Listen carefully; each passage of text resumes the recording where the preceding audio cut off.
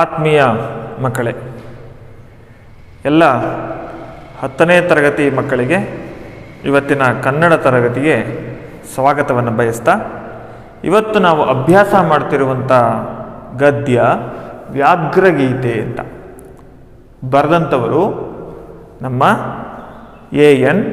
ಮೂರ್ತಿರಾವ್ ಎನ್ನುವಂತಹ ಲೇಖಕರು. ಅವರ ಸಮಗ್ರ ಲಲಿತ ಪ್ರಬಂಧಗಳು ಅನ್ನುವ ಕೃತಿಯಿಂದ ಅಥವಾ ಲಲಿತ ಪ್ರಬಂಧಗಳಿಂದ ಆಯ್ಕೆ ಮಾಡಿಕೊಂಡು ಪ್ರಸ್ತುತ ನಿಮಗೆ ಈ ಪಾಠವನ್ನು ಇಟ್ಟಿದ್ದಾರೆ. ವ್ಯಾಘ್ರಗೀತೆ. ನಿಮಗೆ ಎಲ್ಲರಿಗೂ ಗೋವಿನ ಹಾಡು ಗೊತ್ತು, ಪುಣ್ಯಕೋಟಿಯ ಕತೆ ಗೊತ್ತು. ಆ ಪುಣ್ಯಕೋಟಿಯ ಕಥೆಯಿಂದ ನಾವು ಸಾಕಷ್ಟನ್ನು ಕಲ್ತಿದ್ದೀವಿ, ಭಾವುಕರಾಗಿದ್ದೀವಿ. ಆ ಹಸುಗಳಿಗೆ ಬಹಳಷ್ಟು ಗೌರವವನ್ನು, ದೈವತ್ವವನ್ನು ನೀಡಿದ್ದೀವಿ. ಪೂಜೆ ಮಾಡ್ತೀವಲ್ವ ಮಕ್ಕಳ ನಾವು.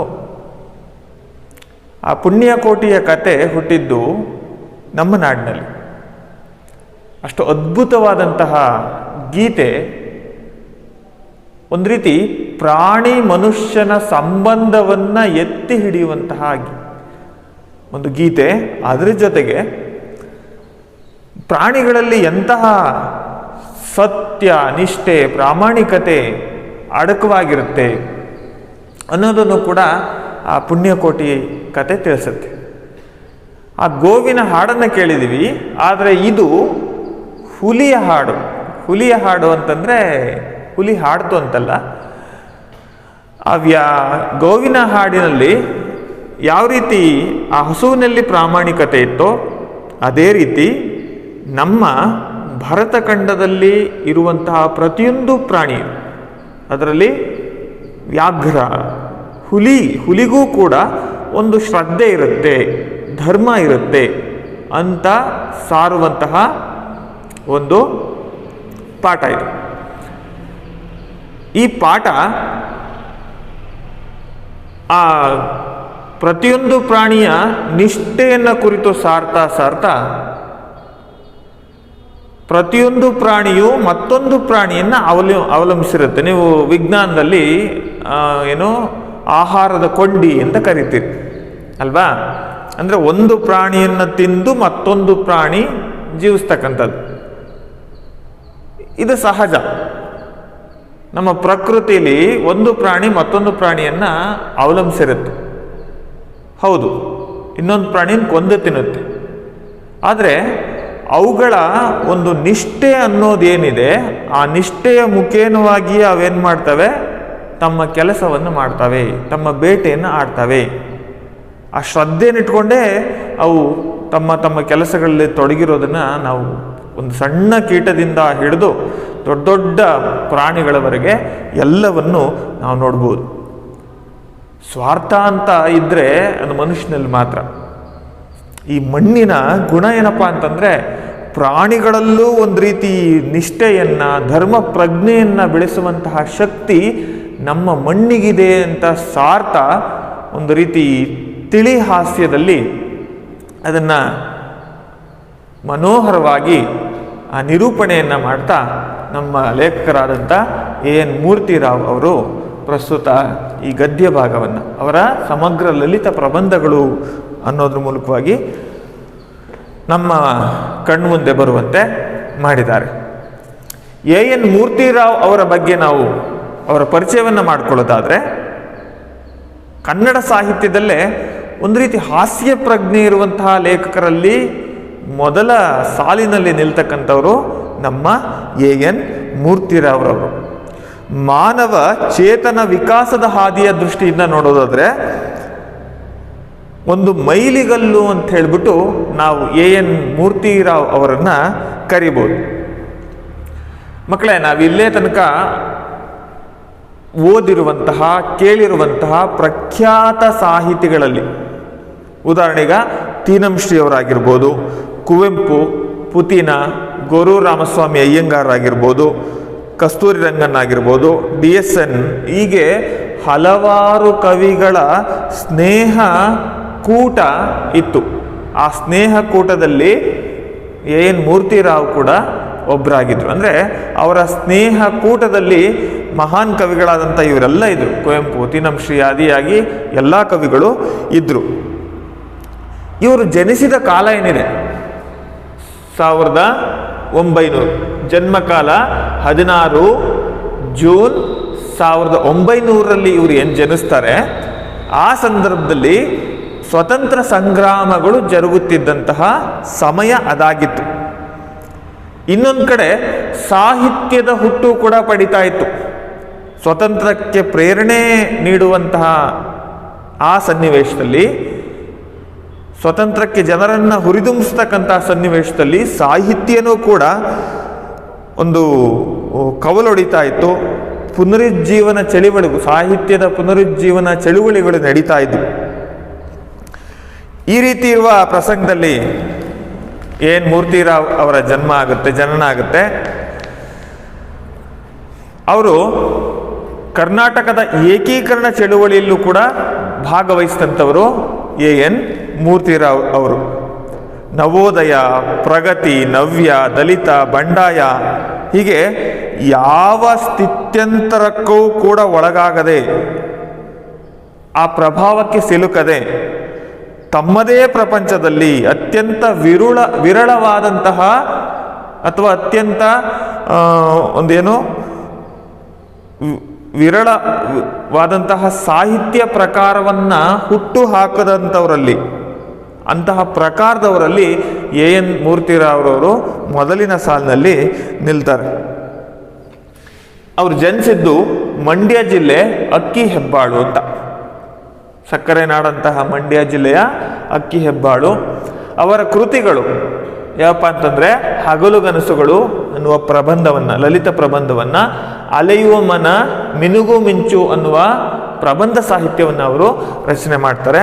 ಅಪರ ವಯಸ್ಕರ ಅಮೇರಿಕಾ ಯಾತ್ರೆ ಮತ್ತು ಪೂರ್ವ ಸೂರಿಗಳೊಡನೆ ಎನ್ನುವ ವಿಮರ್ಶಾ ಕೃತಿಗಳನ್ನು ಅವರು ರಚನೆ ಮಾಡಿದ್ದಾರೆ. ಚಂಡಮಾರುತ ಎನ್ನುವ ನಾಟಕವನ್ನು ಅವರು ಬರೆದಿದ್ದಾರೆ. ಚಿತ್ರಗಳು ಮತ್ತು ಪತ್ರಗಳು ಕೃತಿಯನ್ನು ಬರೆದಿದ್ದಾರೆ. ದೇವರು ಅನ್ನೋ ಕೃತಿಯನ್ನು ಅವರು ಬರೆದಿದ್ದಾರೆ. ಇಂಥವರಿಗೆ, ಇಂಥ ಶ್ರೇಷ್ಠ ಕವಿಗೆ ನಮ್ಮ ನಾಡಿನ ಅನೇಕ ಪ್ರಶಸ್ತಿಗಳು ಕೂಡ ಸಂದಿದ್ದಾವೆ. ಅಂತಹ ಪ್ರಶಸ್ತಿಗಳಲ್ಲಿ ಪ್ರಮುಖವಾದಂಥವು ಕೇಂದ್ರ ಸಾಹಿತ್ಯ ಅಕಾಡೆಮಿ ಪ್ರಶಸ್ತಿ ಸಿಕ್ಕಿದೆ. ಅವರ ದೇವರನ್ನು ಕೃತಿ ಏನಿದೆ ಅದಕ್ಕೆ ಪಂಪ ಪ್ರಶಸ್ತಿ ಸಿಕ್ಕಿದೆ. ಚಿತ್ರಗಳು ಪತ್ರಗಳು ಕೃತಿಗೆ ಯಾವುದು ಕೇಂದ್ರ ಸಾಹಿತ್ಯ ಅಕಾಡೆಮಿ ಪ್ರಶಸ್ತಿ. ಮೂರ್ತಿರಾವ್ ಅವರು 56ನೇ ಅಖಿಲ ಭಾರತ ಕನ್ನಡ ಸಾಹಿತ್ಯ ಸಮ್ಮೇಳನದ ಅಧ್ಯಕ್ಷತೆಯನ್ನು ಕೂಡ ವಹಿಸ್ಕೊಂಡಿದ್ರು. ಬಹಳ ತಮಾಷೆಯ ವ್ಯಕ್ತಿಗಳಾಗಿದ್ದರು, ತಿಳಿ ಹಾಸ್ಯದ ವ್ಯಕ್ತಿಗಳಾಗಿದ್ದರು ನಮ್ಮ ಎನ್ ಮೂರ್ತಿರಾವ್ ಅವರು. ಅವರು 90ನೇ ವಯಸ್ಸಿನಲ್ಲಿ ದೇವರು ಅನ್ನೋ ಕೃತಿಗೆ, ನಾನು ಆಗಲೇ ಹೇಳಿದ್ನಲ್ವಾ, ಈ ದೇವರು ಅನ್ನೋ ಕೃತಿಗೆ ಅವರ 90ನೇ ವಯಸ್ಸಿನಲ್ಲಿ ಅವರಿಗೆ ಆ ಕೃತಿಯನ್ನು ರಚನೆ ಮಾಡಿದ್ದವರು. ದೇವರು ಅನ್ನೋ ಕೃತಿಯನ್ನು 90ನೇ ವಯಸ್ಸಿನಲ್ಲಿ ರಚನೆ ಮಾಡಿದರು. ಎಲ್ಲ ನಾಸ್ತಿಕರು ಇಳಿ ವಯಸ್ಸಿನಲ್ಲಿ ಆಸ್ತಿಕರಾದರೆ, ಅಂದರೆ ದೇವ್ರ ಬಗ್ಗೆ ನಂಬಿಕೆ ಇಲ್ಲದಂಥವ್ರಿಗೂ ಕೂಡ ಕೊನೆ ವಯಸ್ಸಿನಲ್ಲಿ, ವಯಸ್ಸಾದಾಗ ದೇವ್ರ ಬಗ್ಗೆ ನಂಬಿಕೆ ಬರೋದಕ್ಕೆ ಶುರು ಮಾಡುತ್ತೆ, ನಂಬಿಕೆ ಬರೋದು ಶುರು ಆಗುತ್ತೆ. ಅವ್ರೇನು ಮಾಡ್ತಾರೆ, ದೇವರನ್ನು ನಂಬ್ತಾರೆ, ಪೂಜೆ ಪುನಸ್ಕಾರಗಳಲ್ಲಿ ತಮ್ಮನ್ನು ತಾವು ತೊಡಗಿಸ್ಕೊತಾರೆ.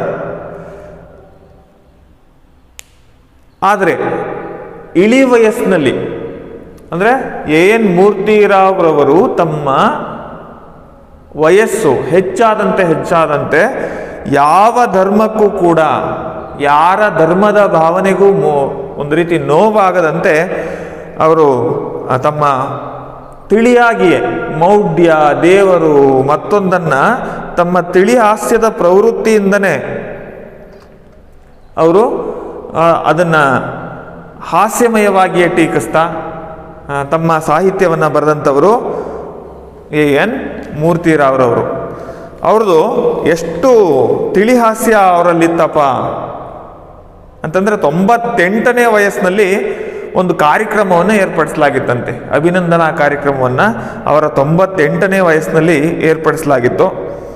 ಆವಾಗ ಡಾಕ್ಟರ್ ಪ್ರಭುಶಂಕರ್ ಅವರು ಅವ್ರ ಬಗ್ಗೆ ಮಾತನಾಡ್ತಾ ಈ ವ್ಯಕ್ತಿಗೆ ಅಂದರೆ ಎನ್ ಮೂರ್ತಿರಾವ್ ಅವರಿಗೆ ಎಂಥ ಆಸೆನಪ್ಪ, ಎಷ್ಟು ಆಸೆ ವ್ಯಕ್ತಿ, ಈ ವಯಸ್ಸಿನಲ್ಲೂ 6 ಕಿಲೋಮೀಟರ್ ವಾಕ್ ಹೋಗ್ತಾರಲ್ಲ, ವಾಯು ವಿಹಾರ ಹೋಗ್ತಾರಲ್ಲ, ಎಷ್ಟು ಜೀವದ ಬಗ್ಗೆ ಆಸೆ ಇದೆ ಇವರಿಗೆ ಅಂತ ಭಾಷಣದಲ್ಲಿ ಹೇಳ್ತಾ ಇರಬೇಕಾದ್ರೆ ಮಧ್ಯೆ ಎದ್ದು ನಿಂತು ಎನ್ ಮೂರ್ತಿರಾವ್ರವರು ಪ್ರಭುಶಂಕರರು ಸುಳ್ಳು ಹೇಳ್ತಾ ಇದ್ದಾರೆ, ತಪ್ಪು ಹೇಳ್ತಾ ಇದ್ದಾರೆ, ನಾನು ಹೋಗೋದು 3 ಕಿಲೋಮೀಟರ್ ಮತ್ತು ವಾಪಸ್ ಬರ್ತೀನಿ ಅಷ್ಟೇ ಅಂತ ಹಾಸ್ಯದ ಚಟಾಕಿಯನ್ನು ಹರಿಸಿದ್ರಂತೆ. ಅಲ್ಲಿದ್ದಂತಹ ಎಲ್ಲ ಪ್ರೇಕ್ಷಕರು ಕೂಡ ನಗೆಗಡಲಲ್ಲಿ ತೇಲಿದ್ರಂತೆ. ಆ ರೀತಿ ಹಾಸ್ಯ ಪ್ರವೃತ್ತಿಯವರಾಗಿದ್ದರು ಎನ್ ಮೂರ್ತಿರಾವ್ ಅವರು. ಆ ಇಳಿ ವಯಸ್ಸಿನಲ್ಲೂ ಆ ರೀತಿ ಹಾಸ್ಯ ಮಾಡ್ತಾ ಇದ್ರು ಅಂತಂದರೆ ನೀವು ಯೋಚಿಸ್ಬೋದು ಎಂತಹ ಹಾಸ್ಯ ಪ್ರವೃತ್ತಿ ಅವ್ರದ್ದಾಗಿತ್ತು ಅಂತ. ಅನೇಕ ಕೃತಿಗಳನ್ನು ಕೊಡುಗೆಯಾಗಿ ಕೊಟ್ಟಂತಹ ಎನ್ ಮೂರ್ತಿರಾವ್ರವರು 23 ಆಗಸ್ಟ್ 2003ರಲ್ಲಿ ವಿಧಿವಶರಾದರು. ಪ್ರಸ್ತುತ ನಮ್ಮ ಕಣ್ಮುಂದೆ ಅವರ ಸಮಗ್ರ ಲಲಿತ ಪ್ರಬಂಧಗಳು ಕೃತಿ ಇದೆ. ಆ ಕೃತಿಯಿಂದ ಆಯ್ದಂತಹ ವ್ಯಾಘ್ರಗೀತೆ ಎನ್ನುವಂಥ ಗದ್ಯ ಭಾಗವನ್ನು ನಾವಿವತ್ತಿನ ತರಗತಿಯಲ್ಲಿ ತಿಳ್ಕೊಳ್ಳೋಣ ಮಕ್ಕಳೇ. ಈಗ ಇವ್ರ ಬಗ್ಗೆ ಅರ್ಥ ಆಯ್ತಾ? ಇನ್ನೊಂದು ಸಾರಿ ನೋಡಿ. ಎನ್ ಮೂರ್ತಿರಾವ್ರವರ ಪರಿಚಯ. ಅವರು ಜನಿಸಿದ್ದು 16 ಜೂನ್ 1900ರಲ್ಲಿ ಮಂಡ್ಯ ಜಿಲ್ಲೆ ಅಕ್ಕಿ ಹೆಬ್ಬಾಳ್ನಲ್ಲಿ ಜನಿಸ್ತಾರೆ. ಅವರ ಪ್ರಮುಖ ಕೃತಿಗಳು ಯಾವಪ್ಪ ಅಂತಂದರೆ ಹಗಲುಗನಸುಗಳು, ಅಲೆಯುವ ಮನ, ಮಿನುಗು ಮಿಂಚು ಇವು ಪ್ರಬಂಧ ಸಂಕಲನಗಳು. ಅಪರ ವಯಸ್ಕರ ಅಮೆರಿಕಾ ಯಾತ್ರೆ, ಪೂರ್ವ ಸೂರಿಗಳೊಡನೆ ಎನ್ನುವ ವಿಮರ್ಶಾ ಕೃತಿಯನ್ನು ಬರೆದಿದ್ದಾರೆ. ಚಂಡಮಾರುತ ಎನ್ನುವ ನಾಟಕವನ್ನು ಬರೆದಿದ್ದಾರೆ. ಚಿತ್ರಗಳು, ಪತ್ರಗಳು ಮತ್ತು ದೇವರು ಕೃತಿ ಇತ್ಯಾದಿ ಕೃತಿಗಳನ್ನು ಹಲವಾರು ಬರೆದಿದ್ದಾರೆ. ಪ್ರಮುಖ ಕೃತಿಗಳನ್ನಷ್ಟೇ ಇಲ್ಲಿ ಪಟ್ಟಿ ಮಾಡಿರೋದು. ಅವರ ಯಾವುದು ದೇವರು ಅನ್ನೋ ಕೃತಿಗೆ ಪಂಪ ಪ್ರಶಸ್ತಿ, ಚಿತ್ರಗಳು ಪತ್ರಗಳು ಅನ್ನೋ ಕೃತಿಗೆ ಕೇಂದ್ರ ಸಾಹಿತ್ಯ ಅಕಾಡೆಮಿ ಪ್ರಶಸ್ತಿ ಲಭಿಸಿದೆ. 56ರಲ್ಲಿ ನಡೆದಂತಹ ಅಖಿಲ ಭಾರತ ಕನ್ನಡ ಸಾಹಿತ್ಯ ಸಮ್ಮೇಳನ ಏನು ನಡೀತು? 56ರಲ್ಲಿ ಅಖಿಲ ಭಾರತ ಕನ್ನಡ ಸಾಹಿತ್ಯ ಸಮ್ಮೇಳನ ನಡೀತು. ಎಲ್ಲಿ ನಡೀತು? ಕೈವಾರದಲ್ಲಿ ನಡೀತು. ಅದರ ಅಧ್ಯಕ್ಷತೆಯನ್ನು ಶ್ರೀಯುತರು ವಹಿಸಿದ್ರು ಅಂತ ಎನ್ ಮೂರ್ತಿರಾವ್ರವರು 23 ಆಗಸ್ಟ್ 2003ರಂದು ವಿಧಿವಶರಾದರು. ಇದು ಅವರ ಸ್ಥೂಲವಾದಂತಹ ಪರಿಚಯ. ಹಾಗಾದರೆ ಮಕ್ಕಳೇ, ಈಗ ನಾವು ಪಾಠದ ಕಡೆ ಸಾಗ್ತಾ ಇದ್ದೀವಿ. ಆ ಪಾಠದ ಹೆಸರು ವ್ಯಾಘ್ರಗೀತೆ. ಎಲ್ಲರೂ ಗದ್ಯವನ್ನು ಪ್ರವೇಶ ಮಾಡೋಣ. ಪ್ರವೇಶ ನೋಡ್ಕೊಳ್ಳಿ ಮಕ್ಕಳೇ. ಆಧುನಿಕ ಶಿಕ್ಷಣ ಕ್ಷೇತ್ರ ವಿಸ್ತಾರಗೊಂಡಂತೆಲ್ಲ ಸಾಹಿತ್ಯ ಕ್ಷೇತ್ರವು ಹೊಸ ಹೊಸ ಆಯಾಮಗಳನ್ನು ಹೊಂದುತ್ತಾ ಬಂದಿದೆ. ಕಾವ್ಯ, ನಾಟಕ ಎಂಬ ಬೆರಳೆಣಿಕೆಯಷ್ಟು ಪ್ರಕಾರಗಳನ್ನು ಹೊಂದಿದ್ದ ಕನ್ನಡ ಸಾಹಿತ್ಯವು ಆಧುನಿಕ ಶಿಕ್ಷಣದಿಂದ, ಅದರಲ್ಲೂ ಇಂಗ್ಲಿಷ್ ಸಾಹಿತ್ಯ ಸಾಮೀಪ್ಯದಿಂದ ಭಾವಗೀತೆ, ಜೀವನ ಚರಿತ್ರೆ, ಪ್ರಬಂಧಗಳು, ಸಂಶೋಧನಾತ್ಮಕ ಲೇಖನಗಳೇ ಮೊದಲಾದ ಅನೇಕ ಪ್ರಕಾರಗಳನ್ನು ಕಂಡಿತು. ಹೌದಲ್ವಾ? ನಮ್ಮ ಆಲೋಚನೆಗಳು ಹೆಚ್ಚಾದಂತೆ ಇನ್ನೊಂದು ಭಾಷೆಯ ಸಂಪರ್ಕ ಸಿಕ್ಕಂತೆ, ಇನ್ನೊಬ್ಬರ ಸಹವಾಸ ಸಿಕ್ಕಂತೆ ನಮ್ಮ ಆಲೋಚಿಸುವ ರೀತಿ ಮತ್ತು ನಮ್ಮ ಜ್ಞಾನ ಏನಾಗುತ್ತೆ? ವಿಸ್ತಾರವನ್ನು ಪಡಿತಾ ಹೋಗುತ್ತೆ. ಅದೇ ರೀತಿ ಎಲ್ಲರೂ ಶಿಕ್ಷಿತರಾದರು, ಶಿಕ್ಷಣವನ್ನು ಪಡೆದರು. ಹೊಸ ಸಾಹಿತ್ಯ, ಹೊಸ ಹೊಸ ಆಯಾಮಗಳು ಹುಡ್ತಾ ಹೋದು. ಕಾವ್ಯಗಳು, ನಾಟಕಗಳು ಅಷ್ಟೇ ಅಲ್ಲದೆ ಇಂಗ್ಲಿಷ್ ಸಾಹಿತ್ಯದ ಪ್ರಭಾವದಿಂದ ಭಾವಗೀತೆಗಳು, ಜೀವನ ಚರಿತ್ರೆ, ಪ್ರಬಂಧಗಳು, ಸಂಶೋಧನಾತ್ಮಕ ಲೇಖನಗಳು, ಹೀಗೆ ಹಲವಾರು ಕ್ಷೇತ್ರಗಳು, ಹೊಸ ಹೊಸ ಕ್ಷೇತ್ರಗಳು ಕನ್ನಡ ಸಾಹಿತ್ಯಕ್ಕೆ ಸೇರ್ಪಡೆ ಆಗ್ತಾ ಮುಂದೆ ಈ ಪ್ರಬಂಧ ಪ್ರಕಾರ ಇದೆ. ಪ್ರಬಂಧ ಪ್ರಕಾರ ಒಂದರಲ್ಲೇ ಲಲಿತ ಪ್ರಬಂಧ, ಹರಟೆ ರೂಪದ ಪ್ರಬಂಧ, ಸಂಶೋಧನಾತ್ಮಕ ಪ್ರಬಂಧ, ವೈಚಾರಿಕ ಪ್ರಬಂಧ, ವೈಜ್ಞಾನಿಕ ಪ್ರಬಂಧ, ಪ್ರವಾಸ ಪ್ರಬಂಧ ಮೊದಲಾದ ಒಳ ಪ್ರಭೇದಗಳನ್ನು ನೋಡಬಹುದು. ಮಕ್ಕಳೇ, ಪ್ರಬಂಧ ಸಾಹಿತ್ಯ ಅಂತಿದೆಯಲ್ವಾ? ಪ್ರಬಂಧ ಸಾಹಿತ್ಯ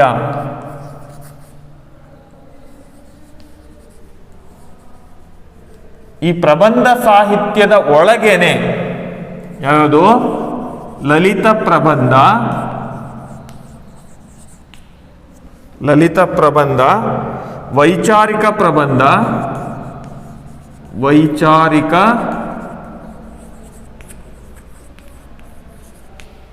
ಪ್ರಬಂಧ, ಸಂಶೋಧನಾತ್ಮಕ ಪ್ರಬಂಧ, ಸಂಶೋಧನಾತ್ಮಕ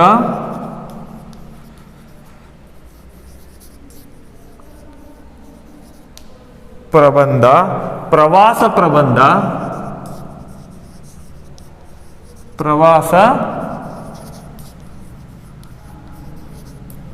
ಪ್ರವಾಸ ಪ್ರಬಂಧ, ಹರಟೆ ರೂಪದ ಪ್ರಬಂಧ, ಹರಟೆ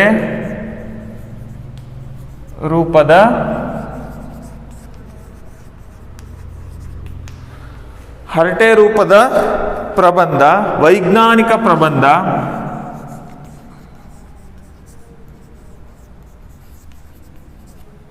ವೈಜ್ಞಾನಿಕ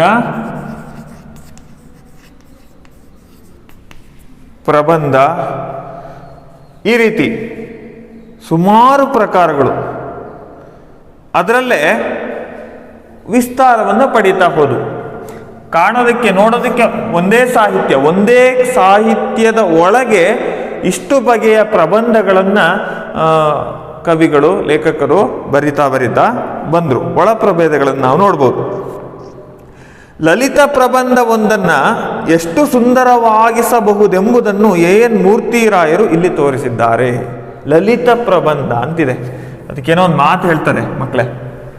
ಲಲಿತ ಅನ್ನೋದು ಯಾರೋ ಎನ್ ಮೂರ್ತಿರಾವ್ ಇದಾರಲ್ಲ, ಅವರು ಪ್ರೀತಿಯಿಂದ ತಮ್ಮ ಮಡದಿಯಾದಂತಹ ಜಯಲಕ್ಷ್ಮಿ ಅವರಿಗೆ ಲಲಿತಾ ಅಂತ ಕರೀತಿದ್ರಂತೆ.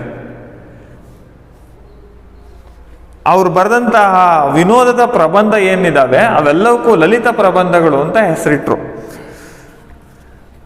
ಈ ಲಲಿತ ಪ್ರಬಂಧ ಇಷ್ಟು ಸೊಗಸಾಗಿ ಬರೀಬಹುದಾ, ಇಷ್ಟು ಸೊಗಸಾಗಿ ರಚನೆ ಮಾಡಬಹುದಾ ಅನ್ನೋದನ್ನ ತೋರಿಸ್ಕೊಟ್ಟಂಥವರು ಎನ್ ಮೂರ್ತಿರಾವ್ ಅವರು. ಹಿಂಸ್ರ ಪಶುಗಳು ಸಹ ಬದುಕುವುದಕ್ಕೆ ಒಂದು ಆದರ್ಶವನ್ನು ಪಾಲಿಸುವಾಗ, ಹಿಂಸ್ರ ಪಶು ಅಂದ್ರೇನು? ಹಿಂಸೆ ಮಾಡ್ತಕ್ಕಂಥ ಪ್ರಾಣಿ. ಹಿಂಸೆ ಅಂದರೆ ಅವು ಸುಮ್ಮನೆ ಹಿಂಸೆ ಮಾಡಲ್ಲ, ತಮ್ಮ ಹೊಟ್ಟೆ ತುಂಬಿಸ್ಕೊಳ್ಳೋದಕ್ಕೋಸ್ಕರ ಇನ್ನೊಂದು ಪ್ರಾಣಿಯನ್ನು ಬೇಟೆಯಾಡ್ತವೆ ಅಂತ. ಹಿಂಸ್ರ ಪಶುಗಳು ಅವು ಸಹ ಬದುಕೋದಕ್ಕೆ ಏನೋ ಒಂದು ಆದರ್ಶವನ್ನು ಪಾಲಿಸ್ತವೆ. ಪುಣ್ಯಭೂಮಿಯಾದಂತಹ ಭರತಖಂಡದಲ್ಲಿ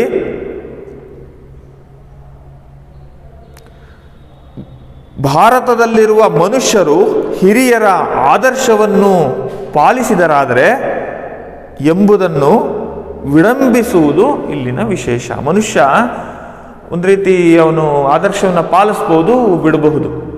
ಆದರೆ ಪ್ರಾಣಿಗಳು, ಈ ಮಣ್ಣಿನಲ್ಲಿ ಹುಟ್ಟಿದಂತಹ ಪ್ರಾಣಿಗಳು ಒಂದಲ್ಲ ಒಂದು ಆದರ್ಶವನ್ನು ಪಾಲಿಸ್ತವೆ ಅಂತ ತಿಳಿಸ್ತಕ್ಕಂಥದ್ದೇ ಪ್ರಸ್ತುತ ನಿಮಗೆ ಇಟ್ಟಿರುವಂಥ ಗದ್ಯವಾದಂತಹ. ಹಾಗಾದರೆ ಆ ಗದ್ಯವನ್ನು ನೀವೀಗ ನೋಡ್ಕೊಳ್ಳಿ.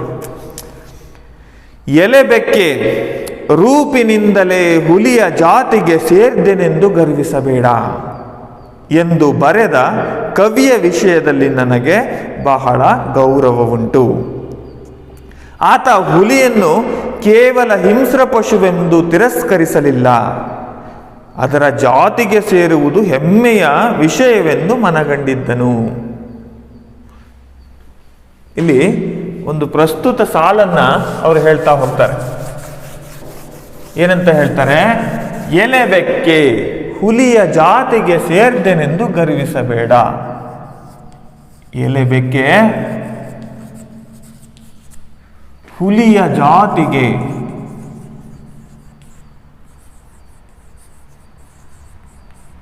ಸೇರ್ದೆನೆಂದು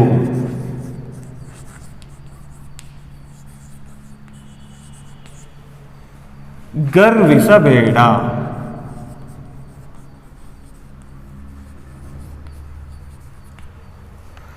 ಎಲೆಬೆಕ್ಕೆ ಹುಲಿಯ ಜಾತಿಗೆ ಸೇರ್ದೆನೆಂದು ಗರ್ವಿಸಬೇಡ ಎಂದು ಬರೆದ ಕವಿಯ ವಿಷಯದಲ್ಲಿ ನನಗೆ ಬಹಳ ಗೌರವ ಅಂತ ಹೇಳ್ತಾರೆ. ಯಾರಾಗಾದ್ರೆ ಬರೆದಿದ್ದು? ಕುವೆಂಪು ಅಲ್ಲ, ಜಯ ರಾಯಾಚಾರ್ಯ ಅಂತ. ಯಾರು? ಜಯ ರಾಯಾಚಾರ್ಯ.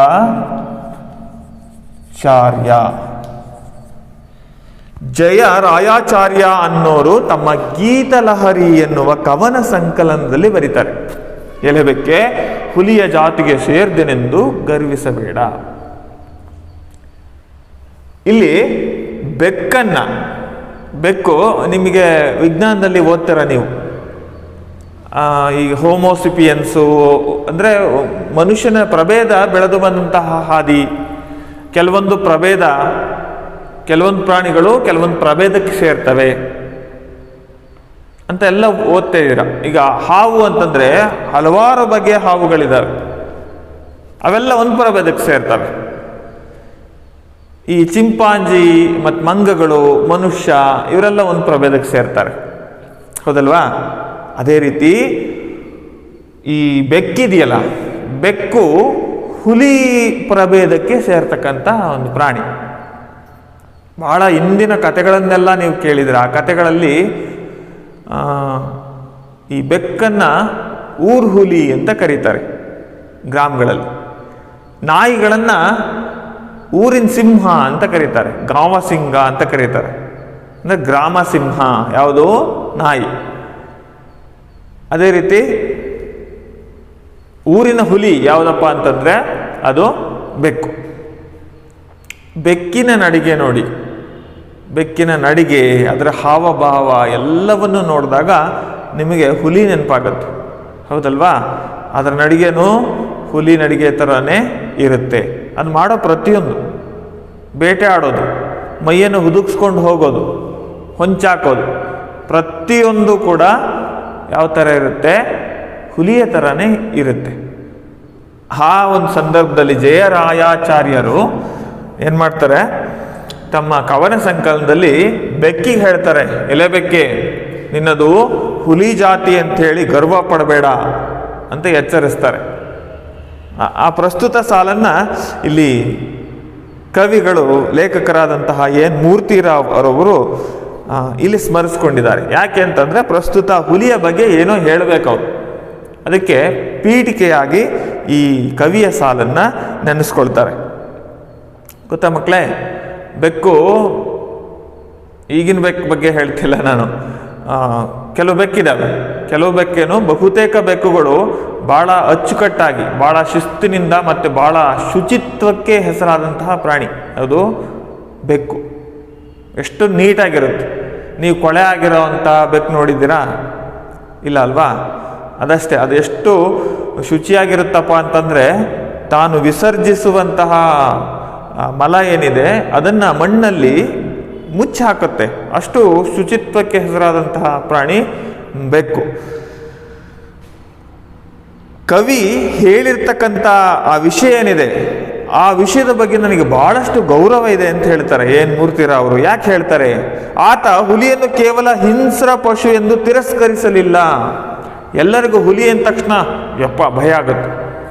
ಯಾಕಪ್ಪ ಅಂತಂದರೆ ಅದು ಹಿಂಸೆ ಮಾಡ್ತಕ್ಕಂಥ ಪ್ರಾಣಿ, ಹಿಂಸ್ರ ಪಶು, ಹಿಂಸೆ ಮಾಡ್ತಕ್ಕಂಥ ಪ್ರಾಣಿ ಅಂಥೇಳಿ ಅದನ್ನು ತಾತ್ಸಾರ ಮಾಡಲಿಲ್ಲ, ತಿರಸ್ಕಾರ ಮಾಡಲಿಲ್ಲ.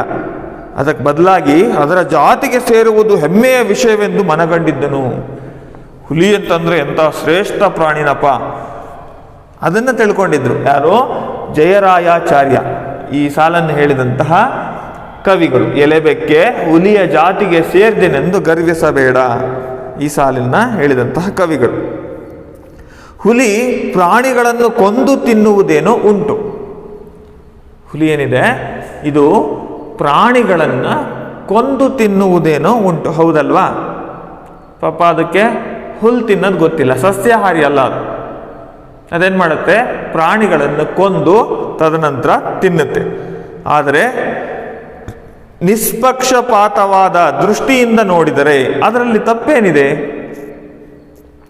ಶಾಕಾಹಾರವನ್ನು ತಿಂದು ಬದುಕಬಹುದಾದ ಮಾನವನೇ ಮಾಂಸವನ್ನು ತಿನ್ನಬಹುದಾದರೆ ಹುಲಿಯಲ್ಲಿ ಅದೊಂದು ದೊಡ್ಡ ಅಪರಾಧವೇ? ಹೌದಲ್ವಾ? ಈ ಪ್ರಾಣಿಗಳಲ್ಲಿ ಸಸ್ಯಾಹಾರಿಗಳು, ಮಾಂಸಾಹಾರಿಗಳು, ಮಿಶ್ರಾಹಾರಿಗಳು ಅಂತ 3 ಪಂಗಡ ಮಾಡ್ಬೋದು ಮಕ್ಕಳೇ. ಸಸ್ಯಾಹಾರಿಗಳು ಕೇವಲ ಸಸ್ಯವನ್ನಷ್ಟೇ ಭಕ್ಷಣೆ ಮಾಡ್ತವೆ, ಮಾಂಸ ಮುಟ್ಟಲ್ಲ. ಮಾಂಸಾಹಾರಿಗಳು ಕೇವಲ ಮಾಂಸವನ್ನಷ್ಟೇ ತಿಂತವೆ, ಸಸ್ಯಗಳನ್ನು ಮುಟ್ಟಲ್ಲ, ಅವು ಸಸ್ಯಗಳನ್ನು ತಿನ್ನಲ್ಲ. ಈ ಮಿಶ್ರಾಹಾರಿಗಳಿದಾವಲ್ಲ, ಅವು ಸಸ್ಯಾಹಾರವನ್ನೂ ತಿಂತವೆ, ಮಾಂಸಾಹಾರವನ್ನು ತಿಂತವೆ. ಹಾಗಾದರೆ ಬೆಕ್ಕು, ನಾಯಿ ಇವೆಲ್ಲ ಎಂತಹ ಪ್ರಾಣಿಗಳು? ಮಿಶ್ರಾಹಾರಿಗಳು. ಅದೊಂದು ದೊಡ್ಡ ಅಪರಾಧವೇ. ಇಲ್ಲಿ ಮನುಷ್ಯ ಅವನು ಸಸ್ಯಾಹಾರ ತಿಂದು ಬದುಕಬಹುದು ಅಲ್ವಾ? ಹಾಗಂತ ಬರೀ ಸಸ್ಯಾಹಾರ ತಿಂದು ಬದುಕ್ತಾ ಇದ್ದಾನ? ಅವನು ಮಾಂಸಾಹಾರವನ್ನು ಬಿಟ್ಟಿಲ್ಲ, ಅವನು ಕೂಡ ಪ್ರಾಣಿಗಳನ್ನು ತಿಂತಾನೆ, ಹೌದಲ್ವಾ? ಹೀಗಿರುವಾಗ ಪಾಪ ಅದಕ್ಕೆ, ಆ ಪ್ರಾಣಿಗೆ, ಹುಲಿಗೆ ಸಸ್ಯಾಹಾರ ಅಂದ್ರೇನೆ ಗೊತ್ತಿಲ್ಲ. ಅಂಥದ್ರಲ್ಲಿ ಅದು ಮಾಂಸ ಅಂದರೆ ಪ್ರಾಣಿಗಳನ್ನು ಬೇಟೆ ಆಡ್ಕೊಂಡು ತಿನ್ನೋದು ಅದು ಅಪರಾಧನೇ ಅಲ್ಲ, ಅದೇನು ದೊಡ್ಡ ಅಪರಾಧನ? ಅದು ಆಹಾರಕ್ಕಾಗಿ ಕೊಲ್ಲುವುದರಲ್ಲೇನೂ ತಪ್ಪಿಲ್ಲ. ಅದಕ್ಕೆ ಬೇರೆ ಆಯ್ಕೆ ಇಲ್ಲ. ಯಾವುದಕ್ಕೆ? ಹುಲಿಗೆ. ತಿಂದರೆ ಮಾಂಸನೇ ತಿನ್ನಬೇಕು, ಇಲ್ಲ ಹಸಿವೆಯಿಂದ ಸಾಯಬೇಕು. ತಾನು ಬದುಕಬೇಕು ಅಂತ ಏನು ಮಾಡುತ್ತೆ? ಪ್ರಾಣಿಗಳನ್ನು ಕೊಂದು ತಿನ್ನುತ್ತೆ. ಹಾಗೆ ಕೊಲ್ಲುವಾಗ ಯಾವುದಾದರೊಂದು ಧರ್ಮವನ್ನು ಅನುಸರಿಸಿ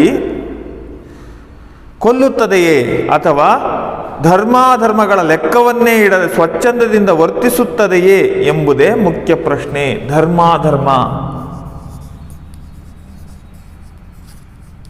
ಧರ್ಮ ಧರ್ಮ ಮಕ್ಕಳೇ, ಇಲ್ಲಿ ಧರ್ಮಾಧರ್ಮ ಅಂತಿದೆ. ಅಲ್ಲಿ ಎರಡು ಪದಗಳಿದ್ದಾವೆ, ಒಂದು ಧರ್ಮ ಇದೆ, ಇನ್ನೊಂದು ಅಧರ್ಮ ಇದೆ. ನೋಡಿ, ಧರ್ಮ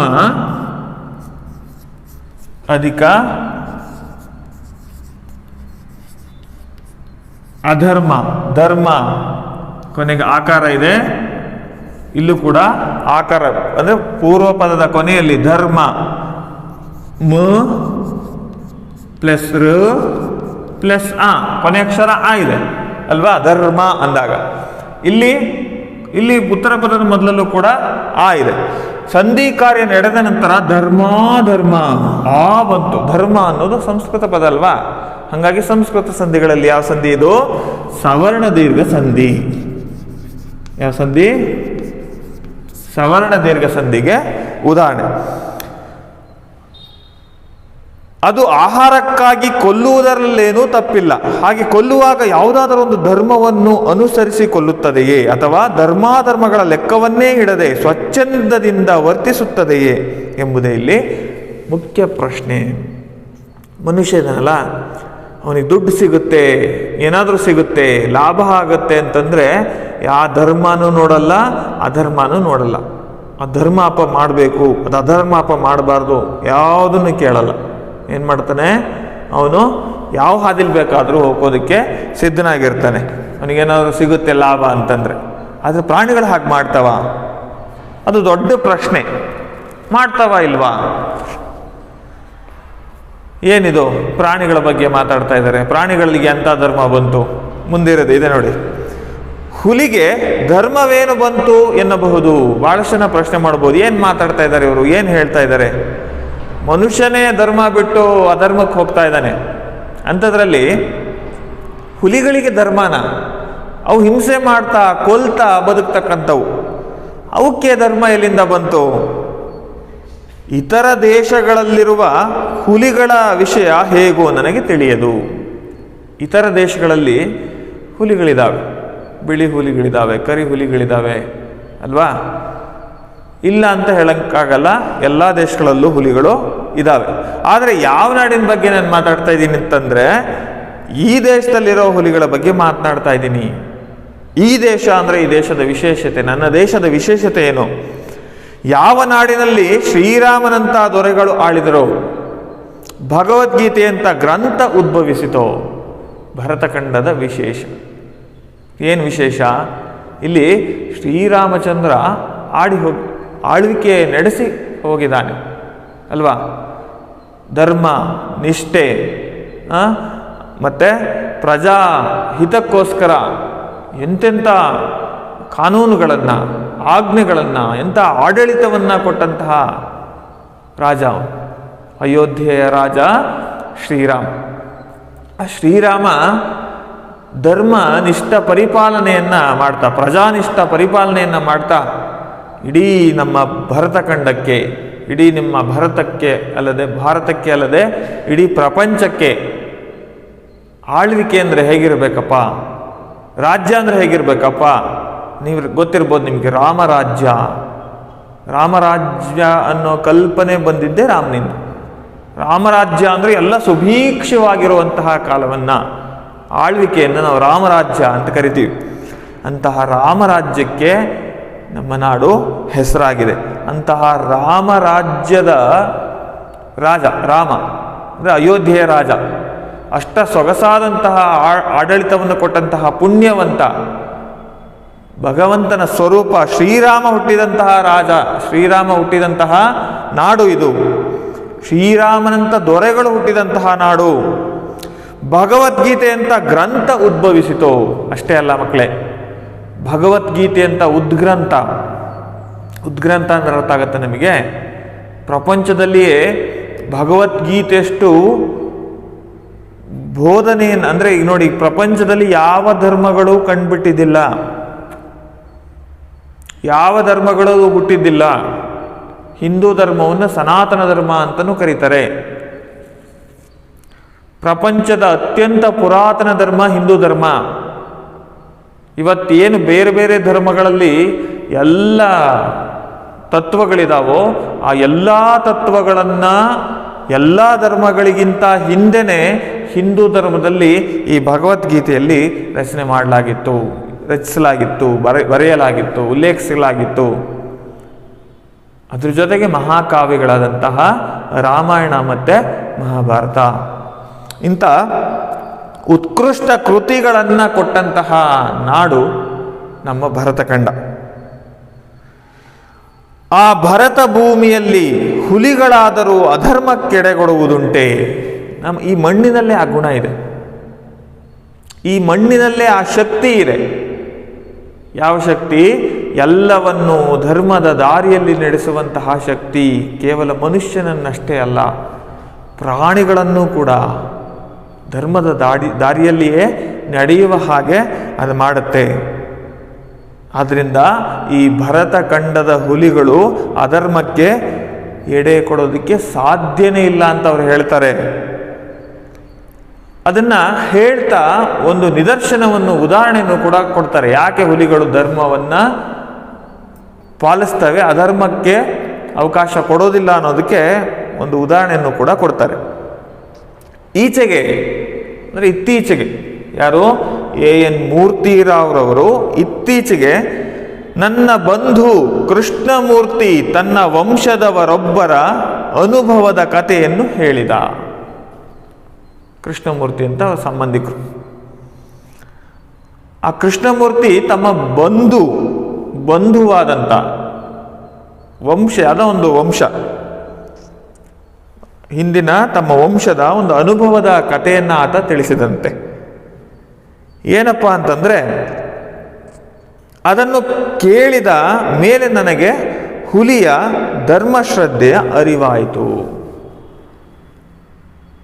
ಆ ಕಥೆಯನ್ನ ಕೇಳಿದಾಗ, ಹೌದಾ, ಹುಲಿಗಳು ಕೂಡ ಇಂತಹ ಈ ರೀತಿಯ ಧರ್ಮವನ್ನು ಅನುಸರಿಸ್ತಾವಿಯೇ? ಅಚ್ಚರಿಯಾಯಿತು. ಏನಾ ಕತೆ? ಅದನ್ನು ನಾವೀಗ ನೋಡ್ತಾ ಇದ್ದೀವಿ. ವಿಡಿಯೋ ಮೂಲಕ ಆ ಕಥೆಯನ್ನು ನಾವೀಗ ನೋಡೋಣ. ಅರಿವಾಯಿತು. ಕೃಷ್ಣಮೂರ್ತಿಯವರ ಅಜ್ಜಂದಿರು ತುಮಕೂರು ಜಿಲ್ಲೆಯ ಒಂದು ಚಿಕ್ಕ ಹಳ್ಳಿಯವರು. ಅವರ ಹಿರಿಯರು ಸಣ್ಣ ಸಂಸ್ಥಾನದಲ್ಲಿ ಮಂತ್ರಿಯಾಗಿ ಕಾರ್ಯವನ್ನು ನಿರ್ವಹಿಸುತ್ತಿದ್ದರು. ಅವರು ತಮ್ಮ ರಾಜಭಕ್ತಿಗಾಗಿ ಹೆಸರನ್ನು ಪಡೆದಂಥವರು. ಈಗ ಹೇಳುವ ಕಥೆಯ ನಾಯಕನ ಕಾಲಕ್ಕೆ ಆ ಮಂತ್ರಿತ್ವ ಹೋಗಿ ಕೇವಲ ಶಾನುಭೋಗಿಗೆ ಮಾತ್ರ ಉಳಿದಿತ್ತು. ಆದರೂ ಶಾನುಭೋಗರು ತಮ್ಮ ವಂಶಕ್ಕೆ ಕುಂದು ತರದಂತೆ ಖಿರ್ದಿ ಪುಸ್ತಕವನ್ನು ನಿಷ್ಠೆಯಿಂದ ಕಾಪಾಡಿಕೊಂಡು ಮಸಿಯ ಕಾಣಿಕೆಗಾಗಿ ರೈತರನ್ನು ಪೀಡಿಸದೆ ದೇವರು ಕೊಟ್ಟಷ್ಟರಲ್ಲಿಯೇ ತೃಪ್ತಿಯಿಂದ ಜೀವನ ನಡೆಸುತ್ತಿದ್ದರು. ಅವರ ಭಾಗಕ್ಕೆ ಖಿರ್ದಿ ಪುಸ್ತಕ ಜೀವನಾಧಾರವಲ್ಲ, ಅದು ಅವರ ರಾಜಭಕ್ತಿಯ ಲಾಂಛನವಾಗಿತ್ತು. ಒಂದು ಬಾರಿ ಶಾನುಭೋಗರು ಇರಸಾಲಿಗಾಗಿ ಚಿಕ್ಕನಾಯಕನಹಳ್ಳಿಗೆ ಹೋಗಿದ್ದರು. ಖಜಾನೆಗೆ ಹಣ ಕಟ್ಟಿ ಸ್ನೇಹಿತರನ್ನು ಮಾತನಾಡಿಸಿಕೊಂಡು ವಾಪಸ್ಸು ಬರುವ ವೇಳೆಗೆ ಸಂಜೆ 6 ಗಂಟೆಯಾಗಿತ್ತು. ಅವರು ಆ ಹಳ್ಳಿಯನ್ನು ತಲುಪಬೇಕಾದರೆ ಮದಲಿಂಗನ ಕಣಿವೆ ಜಾಗ ಬರುತ್ತದೆ. ಅದನ್ನು ದಾಟಿಯೇ ಹೋಗಬೇಕು. ಕಾಡು ದಾರಿ ಆದರೂ ಬೆಳದಿಂಗಳಿನ ದಿನವಾದ್ದರಿಂದ ಸ್ವಲ್ಪ ದೊಡ್ಡ ಹೆಜ್ಜೆ ಹಾಕಿದರೆ ಆಯಿತು, ಊಟದ ಹೊತ್ತಿಗೆ ಊರು ಸೇರಿಕೊಳ್ಳಬಹುದು ಎಂಬ ಇಚ್ಛೆಯಿಂದ ಬೇಗ ಬೇಗನೆ ನಡೆದರು. ಆದರೂ ಆ ಕಣಿವೆಗೆ ಬರುವ ವೇಳೆಗೆ ಆಗಲೇ ರಾತ್ರಿ ಹೆಜ್ಜೆ ಇಟ್ಟಿತ್ತು. ಹಸಿವಿನ ಜೊತೆಗೆ ಭಯವೂ ಆವರಿಸಿ ಅವರ ಕಾಲುಗಳು ಮತ್ತಷ್ಟು ಚುರುಕಾದವು. ರಸ್ತೆಗೆ ಸ್ವಲ್ಪ ದೂರದಲ್ಲಿಯೇ ಇದ್ದ ಗುಹೆಯಲ್ಲಿ ಹುಲಿಯೊಂದು ಮಲಗಿತ್ತು. ದಿನವೆಲ್ಲ ನಿದ್ದೆ ಮಾಡಿ ಆಗ ತಾನೇ ಆಕಳಿಸುತ್ತಾ ಎದ್ದ ಹುಲಿಗೆ ತನ್ನ ಹೊಟ್ಟೆ ಬರಿದಾಗಿರುವುದೆಂದು ಭಾಸವಾಯಿತು. ವಿಧಿ ಆಹಾರಕ್ಕೆ ಏನನ್ನು ಒದಗಿಸುವುದು ಎಂದು ಯೋಚಿಸುತ್ತಾ ಒಂದೆರಡು ಸಾರಿ ಮೈಮುರಿತು ಹೊರಟಿತು. ಬಂಡೆಗಳ ಮರೆಯಲ್ಲೇ ನಡೆಯುತ್ತಿದ್ದಾಗ ಇದ್ದಕ್ಕಿದ್ದ ಹಾಗೆ ಮಧುರವಾದ ಗಂಧವೊಂದು ಅದರ ಘ್ರಾಣೇಂದ್ರಿಯವನ್ನು ಆಕ್ರಮಿಸಿತು. ಆ ಸುವಾಸನೆಯ ಜಾಡನ್ನೇ ಹಿಡಿದು ನಿಶ್ಶಬ್ದವಾಗಿ ನಡೆಯುತ್ತಾ ರಸ್ತೆಯ ಬಳಿಗೆ ಬಂದು ಶಾನುಭೋಗರನ್ನು ಕಂಡಿತು. ಅವರ ದುಂಡಾದ ಶರೀರವನ್ನು ನೋಡಿ ಹುಲಿಗೆ ಪರಮಾನಂದವಾಯಿತು. ಹುಲಿ ಆನಂದಕ್ಕೆ ಕೊರತೆ ಹೊಂದಿತ್ತು. ಅದೆಂದರೆ ಶಾನುಭೋಗರು ಹುಲಿಗೆ ಅಭಿಮುಖರಾಗಿ ಬರದೆ ಹುಲಿಯ ಕಡೆಗೆ ಬೆನ್ನು ತಿರುಗಿಸಿ ನಡೆಯುತ್ತಿದ್ದರು. ಯಾರನ್ನೇ ಆಗಲಿ ಭರತ ಖಂಡದ ಹುಲಿಗಳು ಹಿಂದಿನಿಂದ ಹಾರಿಕೊಳ್ಳುವುದಿಲ್ಲ. ಶತ್ರುವನ್ನಾದರೂ ಸರಿಯೇ, ಆತ ಬೆನ್ನು ತಿರುಗಿಸಿರುವಾಗ ಕೊಲ್ಲುವುದು ಧರ್ಮವಲ್ಲವಷ್ಟೇ. ಆದ್ದರಿಂದ ಹುಲಿ ಹೇಗಾದರೂ ಮಾಡಿ ಶಾನುಭೋಗರಿಗೆ ಅಭಿಮುಖವಾಗಿ ಬರಬೇಕು. ಆದರೆ ಅವರನ್ನು ಹಾದು ಮುಂದೆ ಹೋಗುವುದು ಕಷ್ಟವಾಗಿತ್ತು, ಏಕೆಂದರೆ ದಾರಿ ಕಿರಿದಾಗಿತ್ತು. ಆದರೂ ನಿಶ್ಶಬ್ದವಾಗಿ ಅವರ ಹಿಂದೆಯೇ ನಡೆದು ಅನಂತ ಅವರ ಮುಂಭಾಗಕ್ಕೆ ನೆಗೆದು ಕೂಡಲೇ ತಿರುಗಿ ಅವರ ಮೇಲೆ ಬೀಳುವುದು ಅದರ ಉದ್ದೇಶವಾಗಿತ್ತು. ತನ್ನ ಮೈಯನ್ನು ತನ್ನ ಬಡಬಂಧುವಾದ ಬೆಕ್ಕಿನಂತೆ ದೇಹವನ್ನು ಹುದುಗಿಸಿಕೊಂಡು ಹುಲಿ ಮೆಲ್ಲ ಮೆಲ್ಲಗೆ ಶಾನುಭೋಗರ ಹತ್ತಿರ ಸರಿಯಿತು. ಇತ್ತ ಶಾನುಭೋಗರಿಗೆ ಇದ್ದಕ್ಕಿದ್ದ ಹಾಗೆಯೇ ಮನಸ್ಸಿನಲ್ಲಿ ಅಳುಕೊಂಡು ಹುಟ್ಟಿತು. ಪಂಚೇಂದ್ರಿಯಗಳಿಗೆ ಹೊಳೆಯದ ಅಪಾಯ 6ನೇ ಇಂದ್ರಿಯಕ್ಕೆ ಹೊಳೆಯುತ್ತದೆ ಎಂದು ಬಲ್ಲವರು ಹೇಳುತ್ತಾರೆ. ಅದರಂತೆ ಶಾನುಭೋಗರಿಗೆ ಆ 6ನೆಯ ಇಂದ್ರಿಯ ಜಾಗೃತವಾಗಿ ಹುಲಿಯ ಆಗಮನ ಅವರಿಗೆ ತಿಳಿಯಿತು. ಹುಲಿ ಎಷ್ಟೇ ಆಗಲಿ ಹಿಂದಿನಿಂದ ಹಾರಿ ಕೊಲ್ಲುವುದಿಲ್ಲ ಎಂದು ಶಾನುಭೋಗರು ಬಲ್ಲರು. ಹುಲಿಗೆ ಹೊಳೆದ ಉಪಾಯವೇ ಶಾನುಭೋಗರಿಗೂ ಹೊಳೆಯಿತು. ಹುಲಿ ಹತ್ತಿರಕ್ಕೆ ಬಂದು ನೆಗೆದ ತಕ್ಷಣ ಅದು ತಮ್ಮ ತಲೆಯ ಮೇಲೆ ಬರುವ ವೇಳೆಗೆ ಸರಿಯಾಗಿ ಶಾನುಭೋಗರು ಸ್ವಲ್ಪ ಬಾಗಿದರು. ಹುಲಿ ನೆಲಕ್ಕೆ ಇಳಿದು ತಮ್ಮ ಕಡೆಗೆ ತಿರುಗುವುದರೊಳಗೆ ಅವರೂ ಹಿಂದಿರುಗಿ ಬಂದ ದಾರಿಯಲ್ಲೇ ಪುನಃ ನಡೆದರು. ಹುಲಿ ಕತ್ತೆತ್ತಿ ನೋಡಿದರೆ ಶಾನುಭೋಗರು ಮತ್ತೆ ತನ್ನ ಕಡೆಗೆ ಬೆನ್ನು ತಿರುಗಿಸಿದ್ದಾರೆ. ಹುಲಿಯ ಮುಖ ಪೆಚ್ಚಾಯಿತು. ಆದರೆ ಶಾನುಭೋಗರ ವಿಷಯದಲ್ಲಿ ಮೆಚ್ಚುಗೆಯೂ ಆಯಿತು. ತನಗೆ ಎದುರಾಳಿಯೇ ಸಿಕ್ಕಿದೆನೆಂಬ ಮೆಚ್ಚುಗೆ. ತಿಂದರೆ ಇಂತಹವನನ್ನೇ ತಿನ್ನಬೇಕು ಎಂದುಕೊಂಡು ಮತ್ತೊಂದು ಬಾರಿ ಪ್ರಯತ್ನ ಮಾಡಿತು. ಆ ಸಲವೂ ಹುಲಿಗೆ ಕಂಡದ್ದು ಶಾನುಭೋಗರ ಬೆನ್ನೆ. ಅದಕ್ಕೆ ಒಂದು ಕಡೆ ಹಸಿವು, ಮತ್ತೊಂದು ಕಡೆ ತನ್ನ ಸ್ವಾಭಿಮಾನಕ್ಕೆ ಇಂತಹ ಧಕ್ಕೆ ಬಂದಿತಲ್ಲ ಎನ್ನುವ ಯೋಚನೆ. ನಾಳೆ ಇತರ ಹುಲಿಗಳ ಎದುರು ತನ್ನ ಗೌರವ ಎಷ್ಟಕ್ಕೆ ನಿಂತೀತು, ಮೇಲೆ ಬಿದ್ದೇ ಬಿಡಲೆ ಎಂಬ ಯೋಚನೆ ಬಂದರೂ ಅದರ ಮನಸ್ಸಿನಲ್ಲಿ ಕ್ಷಣಕಾಲ ಗೊಂದಲವಾದಂತಾಯಿತು. ಆದರೆ ಆ ಗೊಂದಲ ಹೆಚ್ಚು ಕಾಲ ನಿಲ್ಲಲಿಲ್ಲ. ಏಕೆಂದರೆ ಅದು ಸದ್ವಂಶದಲ್ಲಿ ಹುಟ್ಟಿದ ಹುಲಿ. ಖಂಡವಿದೆಕೋ, ಮಾಂಸವಿದೆಕೋ, ಗುಂಡಿಗೆ ಬಿಸಿ ರಕ್ತವಿದೆಕೋ ಎಂದು ಹಸು ಆಹ್ವಾನ ಕೊಟ್ಟಾಗ ತನ್ನ ಅಜ್ಜ ಬಾಯಿ ಚಪ್ಪರಿಸಿಕೊಂಡು ಹಸುವನ್ನು ತಿನ್ನಬಹುದಾಗಿತ್ತು. ಆದರೂ ಆ ಹುಲಿರಾಯ ಸತ್ಯವ್ರತೆಯಾದ ಪುಣ್ಯಕೋಟಿಯನ್ನು ತಿನ್ನಲೊಲ್ಲದೆ ಪ್ರಾಣವನ್ನು ಬಿಡಲಿಲ್ಲವೇ? ಆ ಪವಿತ್ರ ಕತೆ ಇವತ್ತು ಸುವರ್ಣಾಕ್ಷರದಲ್ಲಿ ಲಿಖಿತವಾಗಿ ಇಂದಿಗೂ ಹುಲಿಗಳಿಗೆ, ಹಸುಗಳಿಗೆ ಆದರ್ಶವಾಗಿಲ್ಲವೇ? ಅಂತಹ ಹುಲಿಯ ಮೊಮ್ಮಗನಾಗಿ ಹುಟ್ಟಿ ತಾನು ಅಧರ್ಮಕ್ಕೆ ಕೈ ಹಾಕುವುದುಂಟೆ? ಹುಲಿಗೆ ಭಗವದ್ಗೀತೆಯ ಸಾಲು ನೆನಪಿಗೆ ಬಂತು. ಅದೇ ಸ್ವಧರ್ಮೇ ನಿಧನಂ ಶ್ರೇಯಃ.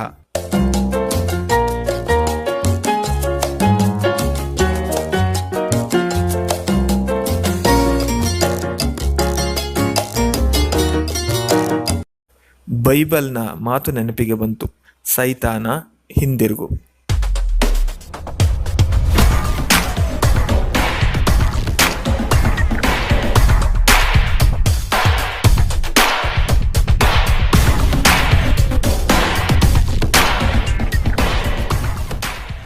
ತನಗೆ ಬಂದ ಪಾಪದ ಯೋಚನೆಗಳನ್ನೆಲ್ಲ ಹೊರದೂಡಿ ಮತ್ತೆ ಶಾನುಭೋಗರ ಮುಂಭಾಗಕ್ಕೆ ಹುಲಿ ನೆಗೆಯಿತು. ಕತ್ತೆತ್ತಿ ನೋಡಿದರೆ ಶಾನುಭೋಗರು ಮತ್ತೆ ತಿರುಗಿದ್ದಾರೆ. ಹುಲಿಗೆ ಅವರ ಬೆನ್ನೆ ಹೊರತು ಮತ್ತೇನೂ ಕಾಣಲಿಲ್ಲ. ಈ ಸ್ಪರ್ಧೆ 5-6 ಸಾರಿ ನಡೆಯುವುದರೊಳಗೆ ಇಬ್ಬರ ವೇಗವು ಹೆಚ್ಚಾಯಿತು. ಈಗ ಶಾನುಭೋಗರಿಗೆ ನಡೆಯಲು ಸಾಧ್ಯವಿರಲಿಲ್ಲ. ನಿಂತ ಕಡೆಯಲ್ಲೇ ಹುಲಿಯ ವೇಗಕ್ಕೆ ಸರಿಯಾಗಿ ಚಾಚೂ ತಪ್ಪದಂತೆ ವೇಗವನ್ನು ಹೊಂದಿಸಿಕೊಂಡು ಕುಲಾಲ ಚಕ್ರದಂತೆ ತಿರುಗುತ್ತಿದ್ದರು. ಒಂದು ಕ್ಷಣವಾದರೂ ಹುಲಿಗೆ ಅವರ ಮುಖದರ್ಶನವಾಗಲಿಲ್ಲ. ಈ ದೊಂಬರಾಟ ಎಷ್ಟು ಕಾಲ ನಡೆಯಲು ಸಾಧ್ಯ? ಶಾನುಭೋಗರಿಗೆ ತಲೆ ಸುತ್ತಲಾರಂಭಿಸಿತು.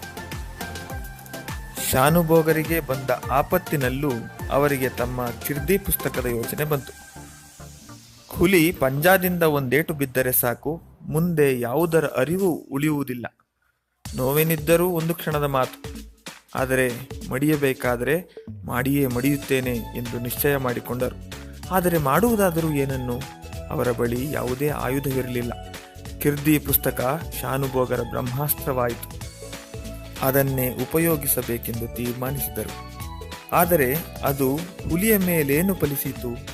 ಅದನ್ನು ಪ್ರಯೋಗಿಸುವುದರಿಂದ ಹುಲಿ ಸಾಯುವಂತಿರಲಿ, ಅದರ ಮೇಲೆ ಯಾವ ಪರಿಣಾಮವೂ ಆಗುವುದಿಲ್ಲ. ಆದರೂ ಕ್ಷಣಕಾಲ ಹುಲಿ ಅಪ್ರತಿಭವಾದರೆ, ಅದರ ಗಮನ ಸ್ವಲ್ಪ ಚಲಿಸಿದರೆ ಅಷ್ಟರಲ್ಲಿಯೇ ಓಡಿ ಸಮೀಪದ ಮರ ಏರಿಬಿಡಬಹುದು ಎನ್ನುವ ಹುಚ್ಚು ಆಸೆ.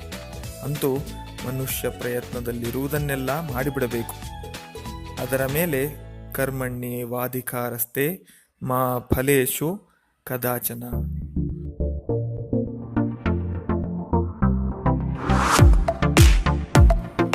ಇತ್ತ ಹುಲಿಗೂ ವಿಪರೀತವಾದ ಆಯಾಸ. ಕಿರ್ದಿ ಪುಸ್ತಕ ಅದರ ಮುಖಕ್ಕೆ ಬಂದು ಬಡಿದಾಗ ಹುಲಿಗೆ ಪೆಟ್ಟೇನೂ ಆಗಲಿಲ್ಲ. ಆದರೆ ಆಶ್ಚರ್ಯವಾಯಿತು. ಬಳಲಿಕೆಯಿಂದ ಜಡವಾಗಿದ್ದ ಮನಸ್ಸಿಗೆ ಪರಿಸ್ಥಿತಿ ಅರಿವಾಗಲು 1/2 ನಿಮಿಷ ಹಿಡಿಯಿತು. ಆ 1/2 ನಿಮಿಷದಲ್ಲಿ ಶಾನುಭೋಗರು, ದೇವರೇ, ಮರ ಹತ್ತುವಷ್ಟು ಅವಕಾಶ ಕರುಣಿಸು ಎನ್ನುತ್ತಾ ಒಂದೇ ಉಸಿರಿನಲ್ಲಿ ಮರದ ಕಡೆ ಧಾವಿಸಿದರು. ಆದರೆ ದೇವರ ರಕ್ಷಣಾ ವ್ಯವಸ್ಥೆ ಬೇರೆ ಇತ್ತು. ಮರಕ್ಕೆ ಕೆಲವು ಅಡಿ ದೂರದಲ್ಲಿ ನೆಲದಿಂದ ಮೇಲೆದ್ದುಕೊಂಡಿದ್ದ ಕಲ್ಲನ್ನು ಎಡವಿ ಶಾನುಭೋಗರು ಬಿದ್ದೇ ಬಿಟ್ಟರು. ದಣಿವಾದ ಕಾರಣ ಅವರ ಪ್ರಜ್ಞೆ ತಪ್ಪಿತ್ತು. ಕೆಲವು ನಿಮಿಷಗಳಾದ ಮೇಲೆ ತಾನು ಮೂರ್ಛೆ ಹೋಗಿದ್ದೇನೆಂದು ಶಾನುಭೋಗರಿಗೆ ತಿಳಿಯಿತು. ಆದರೂ ಆಗ ಅವರಲ್ಲಿ ಯಾವುದೊಂದು ಇಂದ್ರಿಯವೂ ಚುರುಕಾಗಿ ಕೆಲಸ ಮಾಡುತ್ತಿರಲಿಲ್ಲ. ಮನಸ್ಸು ಅಸ್ಪಷ್ಟ ಸ್ಥಿತಿಯಲ್ಲಿತ್ತು. ಕಣ್ಣಿನ್ನು ಮಂಜು ಮಂಜು. ಅಷ್ಟು ಹೊತ್ತು ಆ ಸ್ಥಿತಿಯಲ್ಲಿ ಹೇಗಿದ್ದರೋ ಅವರಿಗಂತೂ ತಿಳಿಯದು. ಎಚ್ಚೆತ್ತಾಗ ಅವರ ಬಳಿಯಲ್ಲಿ 4-5 ಜನ ನಿಂತಿದ್ದರು. ತಮ್ಮ ಮುಖವೆಲ್ಲ ಒದ್ದೆಯಾಗಿತ್ತು. ಇನ್ನೂ ಯಾರೋ ಒಬ್ಬರು ನೀರನ್ನು ಚಿಮುಕಿಸುತ್ತಿದ್ದರು. ಶಾನುಭೋಗರು ಮೂರ್ಛೆಯಿಲ್ಲದಿದ್ದಾಗ ನಡೆದದ್ದು ಇಷ್ಟು. ಚಿಕ್ಕನಾಯಕನಹಳ್ಳಿಗೆ ತೆಂಗಿನಕಾಯಿ ತುಂಬಿಕೊಂಡು ಹೋಗಿದ್ದ ಕೆಲವು ರೈತರು ತಿಂಗಳ ಬೆಳಕಿನಲ್ಲಿ ಗಾಡಿ ಹೊಡೆದುಕೊಂಡು ತಮ್ಮ ಹಳ್ಳಿಗೆ ವಾಪಸ್ಸಾಗುತ್ತಿದ್ದರು. ಶಾನುಭೋಗರು ಬಿದ್ದ ಸ್ಥಳದಲ್ಲಿ ಸುಮಾರು 1/4 ಹರದಾರಿ ಎನ್ನುವಾಗ ಎತ್ತುಗಳು ಏನೋ ಮಾಡಿದರೂ ಮುಂದಕ್ಕೆ ಹೋಗದೆ ಕಣಿ ಹಾಕತೊಡಗಿದವು. ಅದೇ ವೇಳೆಗೆ ಎದೆ ನಡಗಿಸುವಂತೆ ಹುಲಿಯ ಗರ್ಜನೆ ಕೇಳಿಸಿತು. ಎತ್ತುಗಳ ಗಂಟೆ ಶಬ್ದವನ್ನು ಕೇಳಿದ ಹುಲಿ ಕೆಲವು ನಿಮಿಷ ತಡೆದು ನೋಡಿತು. ಆದರೆ ರೈತರ ಮಾತು ಕೇಳಿ ಬಂದ ಮೇಲೆ ನಿರಾಶೆಯಿಂದಲೋ ಕೋಪದಿಂದಲೋ ಗರ್ಜಿಸಿ ಪಲಾಯನ ಮಾಡಿತು. ಗಾಡಿಯವರು 5 ಜನವಿದ್ದರೂ ಎಷ್ಟೇ ಆಗಲಿ ಹುಲಿ ಎಂದರೆ ಭಯವಿಲ್ಲವೇ? ಸ್ವಲ್ಪ ಹೊತ್ತು ಗಾಡಿಯ ಬಳಿಯಲ್ಲೇ ನಿಂತು ನೋಡಿದರು. ಮತ್ತೆ ಗರ್ಜನೆ ಕೇಳಿಸಲಿಲ್ಲ. ಅನಂತರ ಅವರು ತಮ್ಮಲ್ಲಿದ್ದ ಕೋವಿಯಿಂದ 1-2 ತೋಟ ಹಾರಿಸಿ ಕೈಲಾದಷ್ಟು ಗಲಭೆ ಮಾಡುತ್ತಾ ತೆಂಗಿನಗರಿಗೆ ಪಂಜು ಹತ್ತಿಸಿಕೊಂಡು ಜಾಗರೂಕತೆಯಿಂದ ಮುಂದುವರೆದರು. ಮೂರ್ಛೆಯಲ್ಲಿ ಬಿದ್ದ ಶಾನುಭೋಗರನ್ನು ಕಂಡು ಮುಖದ ಮೇಲೆ ನೀರೆರಚಿ ಎಚ್ಚರಿಸಿದರು. ಮೊದಲೇ ಹೇಳಿದಂತೆ ಶಾನುಭೋಗರು ಗಟ್ಟಿ ಮನಸ್ಸಿನವರು. ಬೇಗ ಚೇತರಿಸಿಕೊಂಡರು. ನಡೆದ ಸಂಗತಿಯೆಲ್ಲ ನೆನಪಿಗೆ ಬಂತು. ಮೈಕೈ ಸ್ವಲ್ಪ ನಡುಗುತ್ತಿದ್ದೇ ಹೊರತು ಅವರ ಮೈಗೆ ಗಾಯವೇನೂ ಆಗಿರಲಿಲ್ಲ. ಹುಲಿಯ ಭಯವೇನೋ ಕಳೆದಿತ್ತು. ಕಿರ್ದಿ ಪುಸ್ತಕವನ್ನು ಮತ್ತೆ ಪಡೆದು ಭದ್ರ ಮಾಡಿಕೊಂಡರು. ಆದರೆ ಅವರ ಮನಸ್ಸೆಲ್ಲ ವಿಸ್ಮಯವೊಂದು ಆವರಿಸಿತ್ತು. ನಾನು ಉಳಿದದ್ದಾದರೂ ಹೇಗೆ? ನಿಸ್ಸಹಾಯಕರಾಗಿ ಪ್ರಜ್ಞೆ ಇಲ್ಲದೆ ಬಿದ್ದಿದ್ದಾಗ ಹುಲಿ ನನ್ನನ್ನು ಎಳೆದುಕೊಂಡು ಹೋಗಲಿಲ್ಲವೇಕೆ? ಸ್ವಲ್ಪ ಹೊತ್ತು ಯೋಚಿಸಿ ಗಾಡಿಯವರನ್ನು ಕೇಳಿದರು. ನಾನು ಮುಖ ಮೇಲಾಗಿ ಬಿದ್ದಿದ್ದೇನೆ ಎಂದು. ಇಲ್ಲ ಎಂದು ಗಾಡಿಯವರು ಉತ್ತರ ಕೊಟ್ಟಾಗ ಶಾನುಭೋಗರ ಸಮಸ್ಯೆಗೆ ಉತ್ತರ ದೊರೆದಂತಾಯಿತು.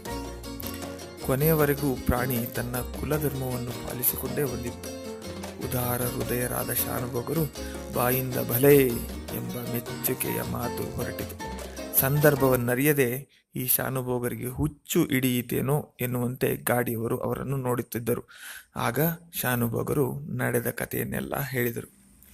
ಶಾನುಭೋಗರು ಕುಡಿದ ನೀರು ಅಲುಗದ ಹಾಗೆ ಎನ್ನಲಾಗದಿದ್ದರೂ ಜೀವ ಸಹಿತ ಮನೆ ಸೇರಿಕೊಂಡರು. ರಸದೂಟವನ್ನು ಮಾಡಿದರು. ಹುಲಿ ಈಗ ಎಷ್ಟು ಹಸಿದಿರಬೇಕು ಎನ್ನುವ ಯೋಚನೆ ಅವರನ್ನು ಕಾಡಿತು. ಮುಖದಲ್ಲಿ ಮುಗುಳುನಗೆ ಮೂಡಿತು. ಊಟದ ರುಚಿ ಮತ್ತಷ್ಟು ಹೆಚ್ಚಾಯಿತು. ಅವರಿಗೆ ಅರೆ ನಿಮಿಷದ ಅವಕಾಶವನ್ನು ಒದಗಿಸಿಕೊಟ್ಟ, ಪ್ರಾಣವನ್ನು ಕಾಪಾಡಿದ ಆ ಕಿರ್ದಿ ಪುಸ್ತಕ ಎಂದಿನಂತೆ ತನ್ನ ಜೀರ್ಣ ವಸ್ತ್ರದ ಹೊದಿಕೆಯಲ್ಲಿ ತೊಲೆಯಲ್ಲಿ ವಿಶ್ರಾಂತಿಯನ್ನು ಪಡೆಯುತ್ತಿತ್ತು. ಶಾನುಭೋಗರ ದೃಷ್ಟಿಯು ಅನಂತ ವಾತ್ಸಲ್ಯದಿಂದ, ಕೃತಜ್ಞತೆಯಿಂದ ಆ ಕಡೆಗೆ ಹೊರಳಿತು. ಆ ಶಾನುಭೋಗರಂತೂ ಈಗ ಇಲ್ಲ, ಆದರೆ ಕಿರ್ದಿ ಪುಸ್ತಕ ಇಂದಿಗೂ ಭದ್ರವಾಗಿದೆ. ದೇವರ ಮಂದಾಸನದ ಮೇಲೆ ಮಂಡಿಸಿ ಶಾನುಭೋಗರ ಸಂತತಿಯವರಿಂದ ಈಗಲೂ ಪೂಜೆಯನ್ನು ಕೈಗೊಳ್ಳುತ್ತಿದೆ. ಅವರೆಲ್ಲರ ಕೃತಜ್ಞತೆಯು ಅದಕ್ಕೆ ಸಂದಿದೆ. ಆದರೆ ನಿಜವಾಗಿ ನೋಡಿದರೆ ಶಾನುಭೋಗರು ಉಳಿದಿದ್ದು ಕಿರ್ದಿ ಪುಸ್ತಕದಿಂದಲ್ಲ, ಹುಲಿಯ ಧರ್ಮಶ್ರದ್ಧೆಯಿಂದ. ಆ ಗುಣವನ್ನು ಹಾಡಿ ಹೊಗಳುವ ಭಾಗ್ಯ ನನ್ನ ಪಾಲಿಗೆ ಬಂದಿದೆ ಎಂದು ಲೇಖಕರಾದ ಎ.ಎನ್. ಮೂರ್ತಿರಾವ್ ಹೇಳುತ್ತಾರೆ.